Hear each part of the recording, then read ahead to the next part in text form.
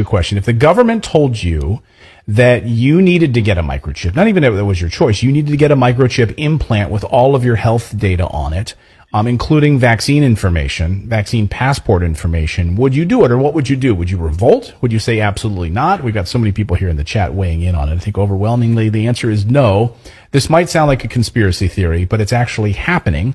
As far back as 2018, NPR had a report that said the microchips are about the size of a single grain of rice and were becoming so popular at the time that one of the main companies producing these microchips, producing them, reported difficulty keeping up with demand because people wanted them so much.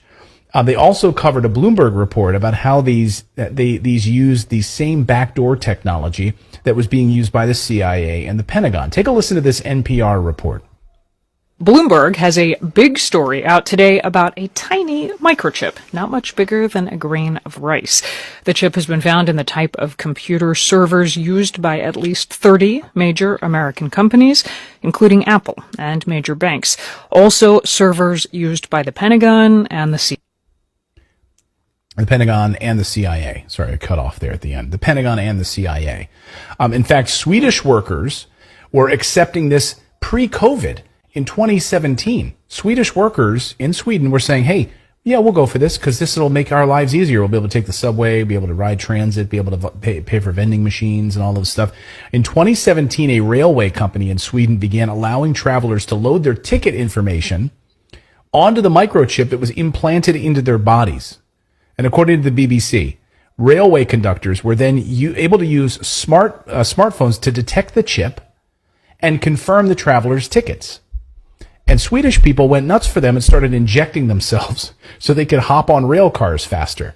And they had a run on these chips and they needed more of them. Now, stop me if you know where this is going. Like railway, paying for transit tickets, that's one thing. But stop me if you know where this is going.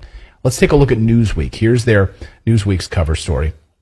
People get microchips implanted that include vaccine records amid new COVID restrictions. Now, at the time we did this story at the turn of the year, when people were saying, yeah, we want to have easier access to these vaccine passports, so we're going to inject them into our hands so that we can walk around, we can take flights easier, and it's going to be so much easier. And the wider trend of inserting the under-the-skin microchips contain personal information has developed over the past few years, gaining popularity in Sweden.